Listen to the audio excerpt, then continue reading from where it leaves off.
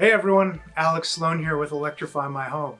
Really excited to show you guys around today. We're going to do a case study about good electrification, or what some call the Watt diet. So when it comes to electrifying whole houses, it all starts with the electrical panel. So if we have limited incoming capacity at the electrical panel, it's really important that we put out a plan that will allow a homeowner to electrify their whole house. Okay, so this was the original main panel for the house, okay, the main electrical panel. When we walked in, it's almost exactly how it is now, 100 amps of available service from the utility. So we actually came in and thought we might be able to bump that up to 125 amps, but after working with the utility, that wasn't going to work out. The other challenge from a utility perspective is that there was a gas meter standing right here next to the panel, which is a no-no from a utility panel upgrade perspective. And so several challenges, right? And if we needed to trench to get out the existing wire and upgrade the wires so it's capable of holding 200 amps, which is the current standard, that would be extremely costly. So what did we do instead? Instead of going through the utility upgrade process for a panel, we went ahead and made some important and strategic decisions with respect to what appliances we spec'd for the project, what electric appliances we spec'd, as well as putting in this SPAN smart panel. So this SPAN smart panel has a nice sleek design. This is the panel of the future. It is a smart panel.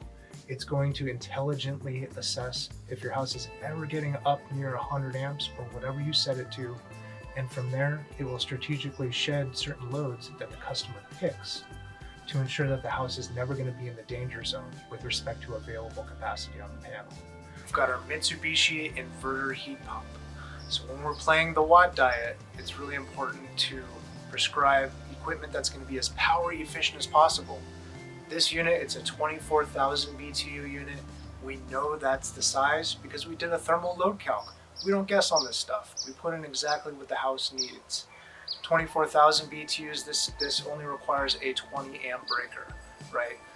So in addition to not taking up much room in the panel from a capacity perspective, it's going to optimize the customer's energy bills for as long as the system's in the house.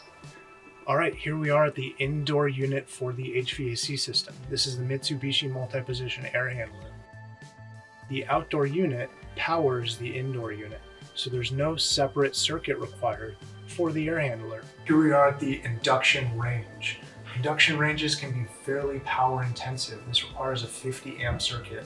We have a Frigidaire model, beautiful, works great, and has the controls up here in the back. So lots of great features on this particular unit.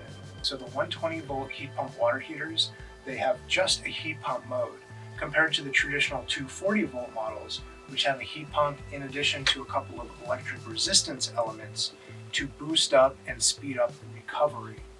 So in this case, we wanted to be as power efficient as possible and found that the traditional 240 volt unit just, it wasn't necessary. One of the most underrated features of a Watt diet plan is attic insulation. It's so simple, we just got to do it.